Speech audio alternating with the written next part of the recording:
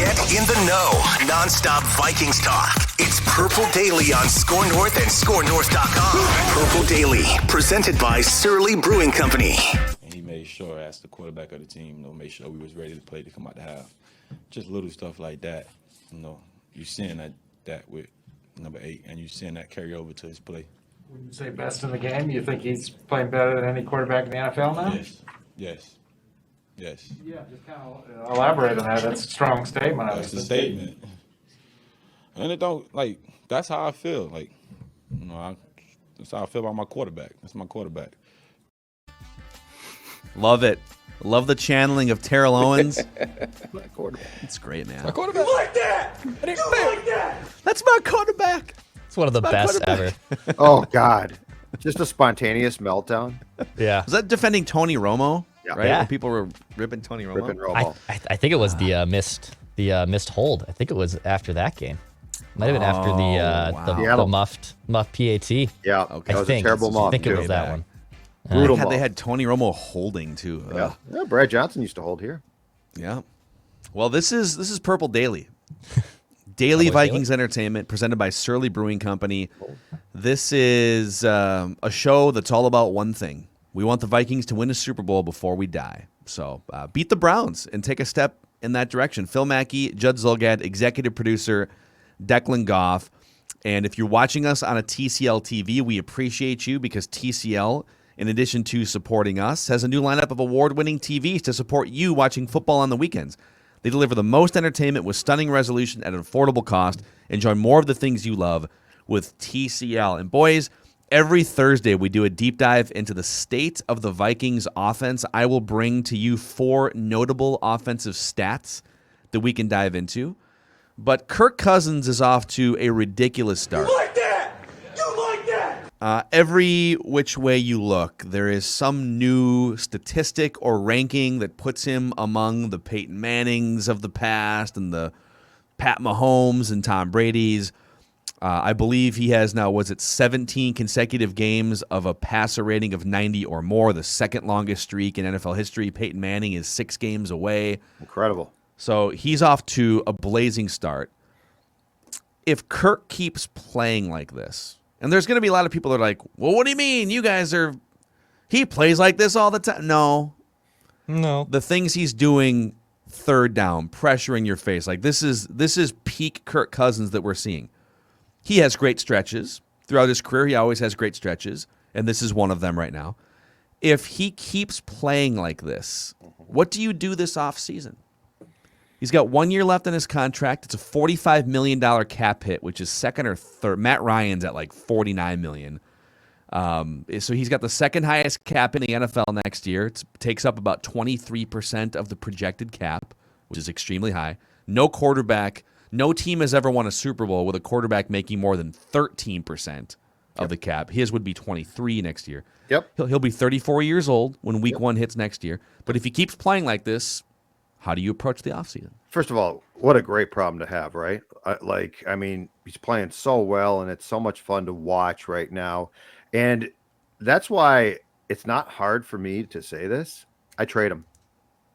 I trade him in a heartbeat because look at the circumstances under which he's thriving. Can I replicate those if I give him a 3 or 4 year extension now to take him to the age of 37, 38? No, I probably can't. So this is a Kirk Cousins that I take a shot with here. I do not think this team is going to win a Super Bowl. Let me be very, very clear there. But I take the best shot I can possibly take. I enjoy 2021 for all it's worth. And then I have a valuable QB who, by the way, I can trade now because the team I trade him to will extend him. And there will be suitors for sure with the way that he's playing. He's now created a Parisi. He's now created a Spurgeon. Back to Suter. Over to Heatley. Bridgewater. Heatley to Brodziak. Where'd Brodziak come from? So it now creates teams that would trade for him. But here's why I trade him. I trade him because, one, I can't sign him to the extension that he's going to want. I can't. I've seen this movie in enough permeations now where he's going to want a extension that yes will bring his cap hit for 2022 down, but it'll still going to be a very significant cap hit, which again will grow. But he will have been playing like this. It's great too. And he will have established the fact that he wants guaranteed money, which I do not want to do. I trade Kirk Cousins, but I do it knowing full well that I'm going to get a decent deal. What about you, Declan? I'm going to use the mission statement and nothing short of Super Bowl. Unless he gets this team to the Super Bowl, I'm out. I'm going to maximize the value and I'm going to get out of Kirk Cousins. If he gets them to the Super Bowl, and even if they lose in the Super Bowl, I'm okay with doing it again. All right, let's say they get to the Super Bowl, they play the Chiefs, and Kirk is going toe to toe with Pat Mahomes. Yep. And they're both throwing for 340 yards and 3 touchdowns, and it's just Mahomes had the ball last. And the Chiefs make a 60-yard field goal to win the greatest Super Bowl of all time. You're out. I'm out. And for those reasons, I'm out. I'm out. The Chiefs did this exact plan 4 years ago. Alex Smith won them a playoff game, I believe, and they still traded him. So I would be out. Unless he delivers us a Super Bowl, I would then just start over. Someone's going to be able to take that contract. Like Judd said, there's going to be suitors. Nothing short of a Super Bowl, and then I'm out. This is very conditional for me because if he ever wanted to play on a more reasonable cap number so that you could have, like at this point, the Vikings need a franchise center. You know, the weakest link on the offensive line, well, Rashad Hill has been a weak link, but he's a backup. Like they presumably have found their left tackle of the future. He just hasn't played yet. Darisaw might play at some point soon. You know, they need help in certain areas, that will help Kirk in turn, right? And it's like his contract prevented them from going after a Joe Tooney, for instance. The Chiefs restructured Pat Mahomes down to $7 million. They have enough money then to sign Joe Tooney, right? Like little things like that. So it's very conditional. If he wanted to play on a lower cap number, and he wasn't fighting and clawing to be a top paid quarterback, or if there was just some more built-in flexibility, which you would get on a multi-year contract to adjust it to help the team. But two main things here for me. Number one, every year he has a multi-game stretch kind of like this, where it's like a 4-game stretch, or like last year there was like a 6-game stretch sort of toward the end of the season where he looks incredible and he's putting up passer ratings over 100 and he's throwing multiple touchdowns. And go back to Washington, the 3 years in Washington, he's had some ridiculous stretches for like a month and a half. A lot of times it's in October. Kirktober starts this Sunday, by the way, against the Cleveland Browns. Yeah. You like that? Oh, yeah, I love it. Kirktember's been great, but Kirktober. Let's all celebrate it. Yep, let's get it. So, you know, can he move beyond a really good stretch and then a month where you throw 10 picks like he did last year to just sustainably great play in all games against the best opponents, on the road, in prime time, etc., right? But then the second thing is, and this is where I'm going to bring some facts and data. People want proof and they want concrete information. I'm going to bring it to them here. So perfect conditions versus imperfect conditions. To me, your decision to pay a quarterback top money should sort of hinge on how much is he able to overcome the rest of the team's deficiencies, right? So when the pocket is clean, Kirk is one of the best quarterbacks in the NFL. You go back the last couple of years, especially this year. I mean, he is legitimately, if you line up every quarterback in the NFL and give them a fully clean pocket in time to throw, he is a top 5 or 6 quarterback. I mean, he's right in there statistically with all the best quarterbacks. When he's pressured, he struggles. And I want to bring some data here. So last year, when kept clean, he was second in passer rating. 121.7 last year when kept clean. He's just back there. He's Peyton Manning in his prime, just throwing darts and crossing routes and deep passes. So second in the league last year when kept clean. When pressured, he was 16th in passer rating. And it's similar if you go off like PFF grade too, by the way. I'm just using passer rating because it's what we all know. A 72 passer rating when pressured. So his passer rating last year dropped 50 points from clean to pressured. His ranking went from 2nd to 16th, okay? This year, so far, through 3 games, when kept clean, he has a 128 passer rating, which is 3rd in the NFL. When pressured, It drops to 79, which is 18th.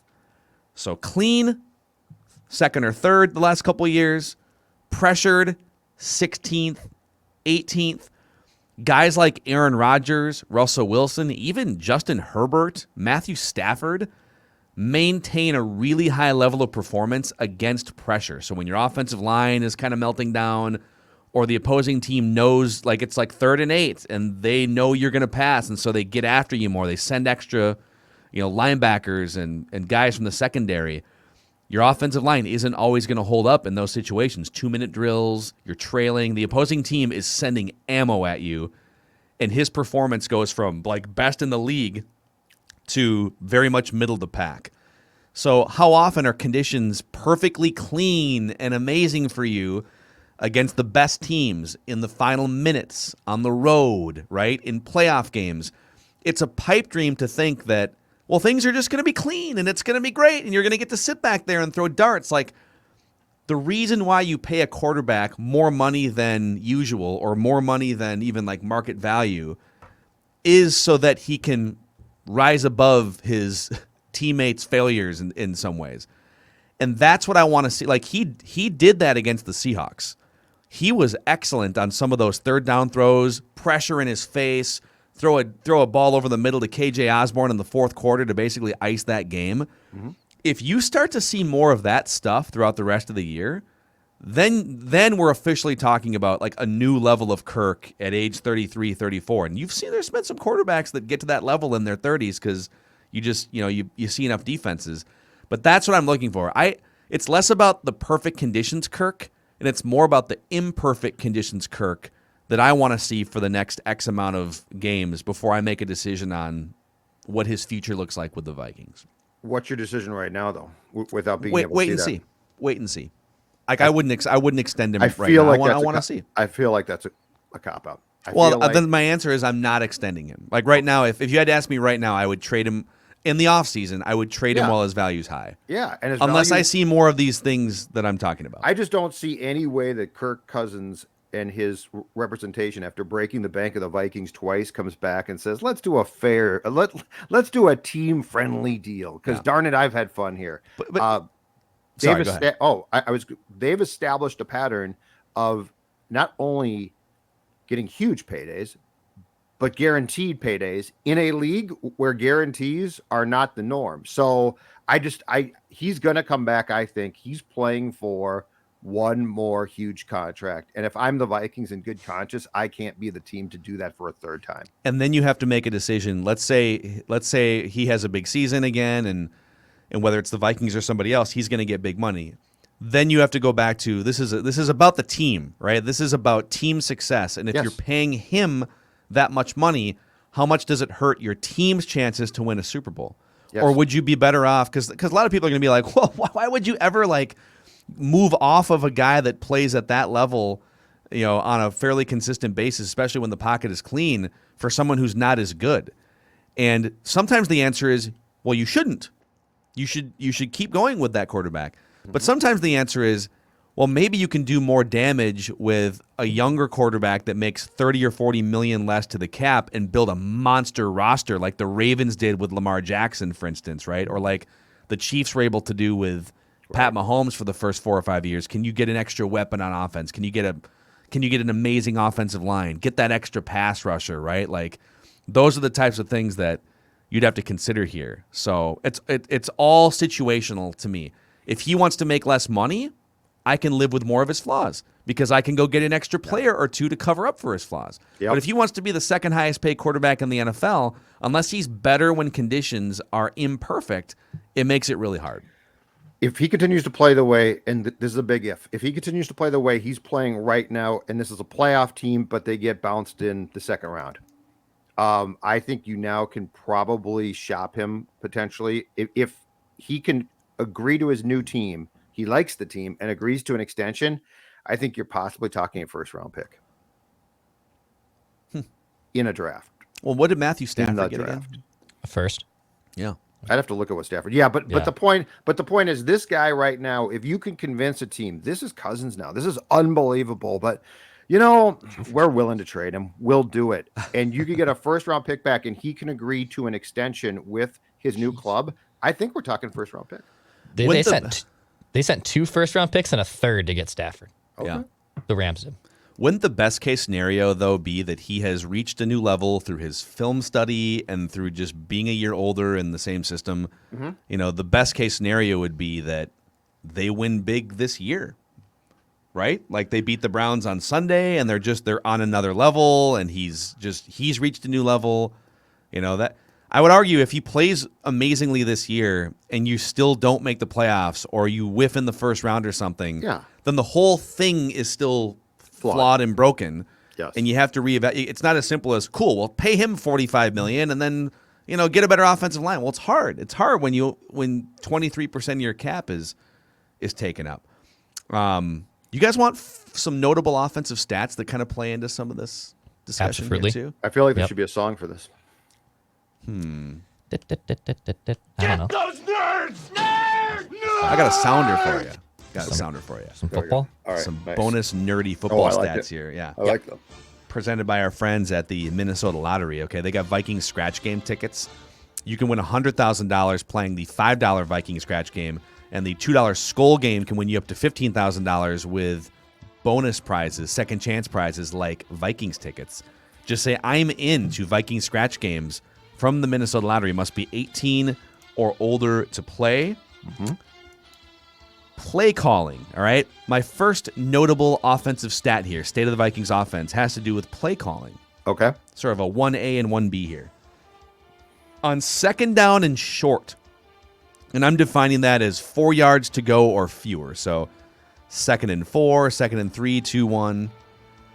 Last year, and those situations, by the way, your whole playbook is open, right? The defense, you could run for a first down, you could run play action. Like 3rd and 12, your whole playbook's probably not open. Right.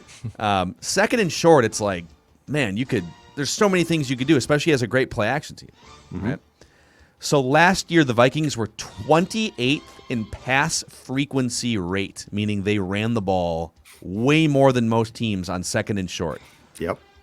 And on those pass attempts, they were 8 yards per attempt. So they were very conservative, 2nd and short. When you have a chance, the defense doesn't know what you're going to do. You could mix in play action. You could do a million different things. And they were like, well, just run it.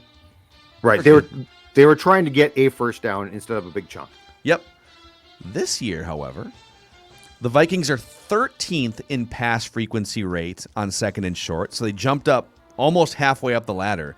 And it's a small sample size, but they're averaging 19 yards per attempt on those passes on 2nd and short.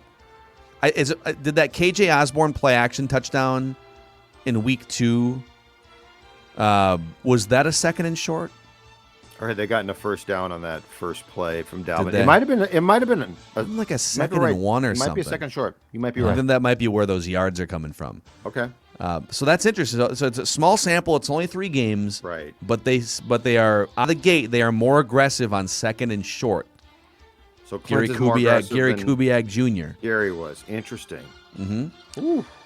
2nd and long, it's kind of the same story. So 2nd and long is the worst time to run, statistically, analytically. You just, Not for the 2020 Vikings, it wasn't. yeah. And it's kind of the same for this year. So like 2nd and long, and I'm defining that as 8 yards to go or more. And last year, the Vikings were 31st in pass frequency rate. So they were, again, running the ball way more often. But last year, it's funny, they were 3rd in yards per attempt. So when they did pass on 2nd and long, they were 3rd in yards per attempt. So it worked very well for them. But they still were very conservative. They were like, we took a sack on first down. We must now wave the white flag. Let's just lean into the line of scrimmage for 2 yards, and now it's 3rd and 12. Like, that was a huge play calling problem for them last year. Well, this year, they're only 28th in pass frequency rate on 2nd and long. So they're still running the ball quite often relative to the rest of the league on 2nd and long. Okay, so that hasn't changed much. But the 2nd and short progress, it's good. It's good. Yep. All right, notable offensive stat number 2. Let's talk about guard play. Oh, yeah. Oh, yeah, right guard play. Shuffle slide. Yeah. Huh? And quick jam. Oli Udoh ranks 13th out of 73 guards according to Pro Football Focus. Ezra Cleveland is 31st out of 73 guards according to Pro Football Focus. So both above average. Oli Udoh well above average. And in pass protection specifically, which is where the Vikings offensive line always has lacked, Udoh is 28th out of 73. Cleveland is 38th out of 73. So they're both better against the run, but they're both above average against the pass. And their name is not? Dakota Dozier and Drew Exactly. Exactly. Like, this is why last year was so frustrating. Just, yeah, we're not asking for Steve Hutchinson Hall of Fame bust I mean, it'd here. be nice. Don't get me wrong. I take it. I saw Ezra Cleveland is 31st out of 73, and I'm like, that might as well be third. Yep, exactly. Pro Bowl. 100%. You're going to the Pro Bowl, baby. So much improved guard play, and even though Garrett Bradbury has struggled quite a bit still in pass protection, he's no longer dead last in pass protection. He's like 5th from the bottom. So I guess some. It's a small Got that going victory. for It's us. a small. Got that going for us.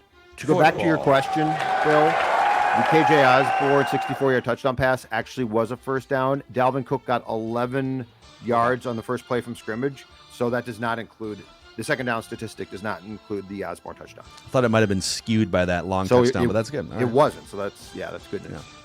All right, notable offensive stat number 3 here. Judd was asking about this last week, and I have found him a metric. Average time to throw. Now, there's a bunch of ways to look and interpret this. Like if you're a scrambling quarterback, your average time to throw is going to be more because you're keeping plays alive. So what I looked at here was, what is the average time that you're getting rid of the ball? And some of this can be driven by, like, if your offensive line sucks, then you're going to get rid of the ball quicker. There's different ways to look at this, but Sure. the 3 fastest quarterbacks in terms of getting rid of the ball quickly this season so far are Tom Brady, Joe Burrow, and Kirk Cousins. Yeah. Those guys are just like 2.4 Yes, seconds on and average. Brady, yes, that's out, perfect. Out. Yep. So he's got the 3rd quickest release of any quarterback in the NFL this year. And I don't think it's because the offensive line, it's a concerted effort, I think, by him, whether the protection's there or not, to just get rid of the ball before the protection matters. Correct.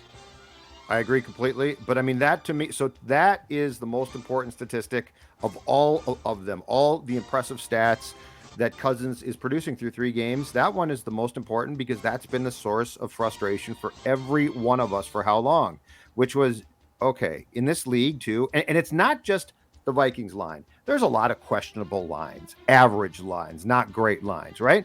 And there's a lot of QBs in this league who deliver the football. And Kirk would sit back there like he had protection, and he would fumble, and he did drop the ball against the Seahawks, but at least he fell on that one. But this is the most important stat because the delivery of the football, because he has the tools to do it too. That's the frustrating thing. Like, Kirk can make the throws. He definitely can. He can make tough throws. He doesn't like to, I think, or hasn't in the past because of the room for error and being picked off. But that, I think, is going to be, if he continues that, the key to his success is delivering the football and being decisive and not sitting back there and waiting for the pocket to collapse, which has to drive, no matter how good or bad your offensive line is, it has to drive him crazy, right? It's like, dude, this is the National Football League. You got to get rid of the ball. It's got to drive you up the wall when you're like, I can't stay on my block in perpetuity. At some point in time, it's going to break down. So I really do believe that of all the Cousins stats, this is number 1 of what has to keep up for this team to be successful. I'll give you one more here in the time to throw department. So according to ESPN, in their team pass block win rate, the Vikings offensive line is like 20th. I don't have it in front of me, but they're like 20th or 21st or something. 52% of the time, the offensive line as a collective prevents the opposing team from breaking in and getting pressure within 2.5 seconds. So that's not an amazing rate, but when your quarterback is getting rid of the ball in under 2.5 seconds on average, then it just makes it less. It doesn't matter. Like if Garrett Bradbury, Right. if he can only hold on for 2.5, 3 seconds, then Yeah. Kirk will be fine if he gets rid of the ball quickly. And you've like got he is. guys that can make plays. Just find them. Yep. And then notable offensive stat number 4. It's more of an overall, where do they stand here? The Vikings offense is 10th in the NFL in yards per play through 3 weeks and 8th in the NFL in points per game, 29. So they are solidly a top 10 offense through 3 games. There's still some work to do if they want to be among the elite offenses, but some good signs here. I think it's realistic for them to average 30 points a game all season offensively, which would keep them in the top 10.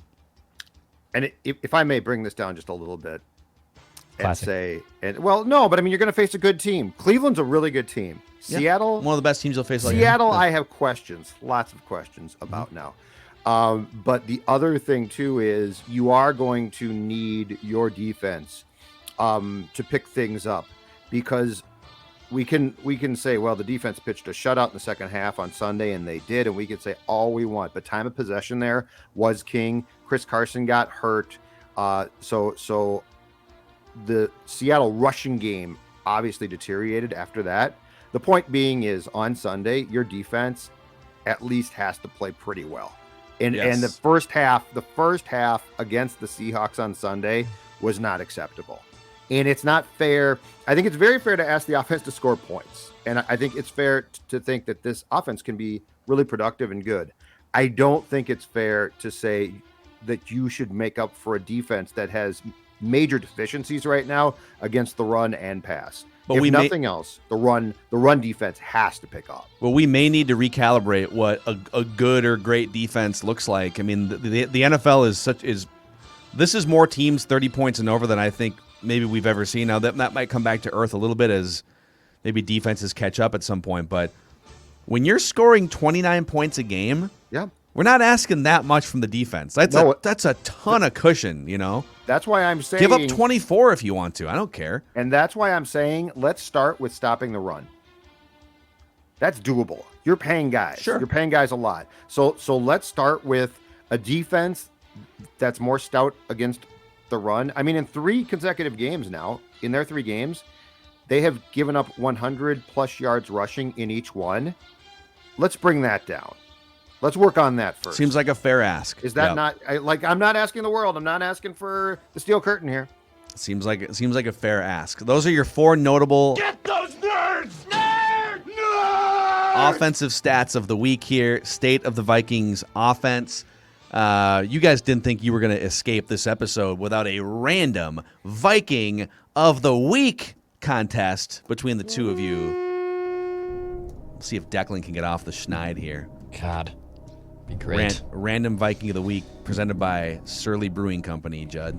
Oh, Surly Brewing Company. Surly is, and in particular, I've been talking about it now for a long time, Surly Furious. In fact, this weekend, folks, at Jay Zolgad on Twitter, join the club, show me your cans. And I only mean cans Show us your cans. of Surly. Surly Furious is my favorite. Check it out. Don't settle. Get Surly. Declan is about to as well, because he is on a long losing streak and is going to try and end it right now. Yeah. So Declan got Tavares Jackson, and then he's lost the next 8. So Judd's up 8-1. We should almost handicap this. I should give Declan like 4 clues with Judd's headphones off. Let's make that decision next week if we're going to do that, okay? Right now, I am in the zone. Okay. Not now, Chief. I'm in the zone. Muscle milk. You can't bring that in. All right. This random Viking of the week. And by the way, here are the rules. I will give out clues. You guys each get 3 wrong guesses, so feel free to throw out wrong guesses. And if you want to ask me questions, you can. I can choose to answer them or not. We'll see. We got to go kind of quick here because we are going to talk to Scott Studwell in 7 minutes for another episode. So We're good. All I give a warning. Random Viking of the week. Okay. This random Viking of the week played college football in the SEC. Any guesses? That narrows it down. Well, Heard of it. I'm very rare from the Southeastern Conference. All right. This random Viking of the week played for 2 other teams besides the Vikings, was also an off-season participant with another team, but never actually played in a regular season game with that team. I would say this random Viking... Oh, you have a guess? Declan's going to guess. Nope. I just said okay. Here it comes. As in, You got 3 guesses. Here's the Doug. guess. Go Declan, this ahead. is your Go chance. Hail Mary. no. Come no, on. I'm not throwing a pick here. Nope. Keep going. All right. Okay. This random Viking of the week didn't always get the credit he deserved, in my opinion. I Okay. think this guy might have been. We're now doing subjective random Viking of the week clues. In my opinion, I enjoyed watching this random Viking of the week. What's the next clue? This random Viking of the week is a 3-time Pro Bowler. Oh. Okay. SEC, 3-time Pro Bowler, multiple teams, all with the Vikings? Not all with the Vikings. Okay, all right. This random Viking of the week was part of the 1994 college class, or NFL class, if you will, whatever. Wait, So he was drafted in 94, or was he drafted in 95? That's a very fair question. Okay. Between those 2 years, though. Got it. All right. Sounds good. You're not going to tell us? He was not drafted. Oh. All right. This is going to be really tough for me. This is out of my era. Oh. Declan for sure is familiar with this player, so Okay. it's not. It shouldn't be all that. I mean, it's tough because 94 college free agent. in 2015, this random Viking of the week was inducted into the Alabama Sports Hall of Fame. Bama roll tide. I should say the Alabama State Sports Hall of Fame. Okay, so it could be War Eagle. This random Viking of the week stands 6 feet tall and played at a weight of 238 pounds. Okay, it's not who I was going to guess. 6 feet tall, 238 pounds, Alabama college free agent. Okay, keep going. This random Viking of the week also played. I'll give you this. This random Viking of the week came in with the Dallas Cowboys, but never played a game for the Dallas Cowboys.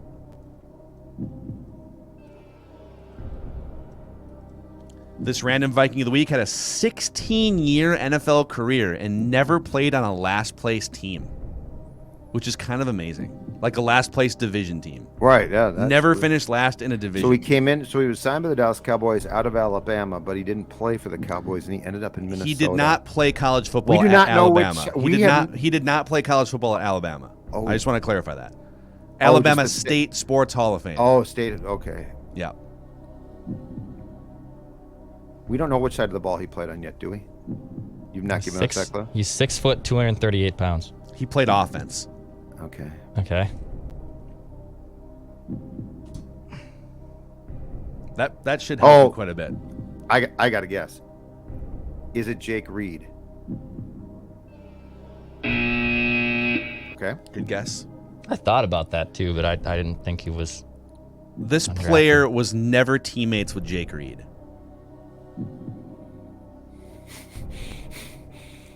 In fact, this player played for the Kansas City Chiefs when Jake Reed played for the Minnesota Vikings. He played on offense, and he is 6 feet, 238 pounds. This random Viking of the week averaged 4 yards per rush attempt, which could mean many things. I don't know. It could be a who knows. I'm going to tell you how many attempts. Average 4 yards per rush attempt. I'm also going to tell you, 94. because we got to go here, Yeah, we gotta go. that this random Viking of the week is beloved by Thomas Jones, Larry Johnson, Priest Holmes, and Adrian Peterson. Tony Richardson? Yes! Declan got it. You got it. Dude. There he is. He got Wow, it. dude. Nice job. I had no idea- Congratulations. I had Declan's no off idea. the See, schneid. he doesn't need clues beforehand. See? Wow.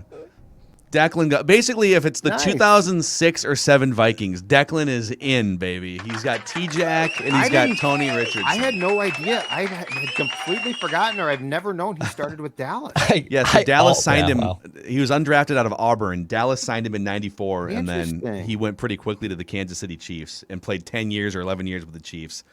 And then the Vikings for a couple years, and then the Jets to finish out his All right, see? all-time great guy, Declan Tony now. Richardson. Oh, There it feels is. good. What Feels a good. performance. Hey, Thank you. much like Tony Richardson provided cover for Adrian Peterson and Priest Holmes, Federated Insurance can provide cover for you and your business, risk management tools and resources. Find out why Federated has been a trusted source of business insurance for over 100 years in the state of Minnesota. Federatedinsurance.com.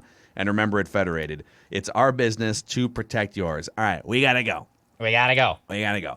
That's a wrap on Purple Daily. Daily Vikings Entertainment presented by Surly Brewing Company. We'll see you guys tomorrow.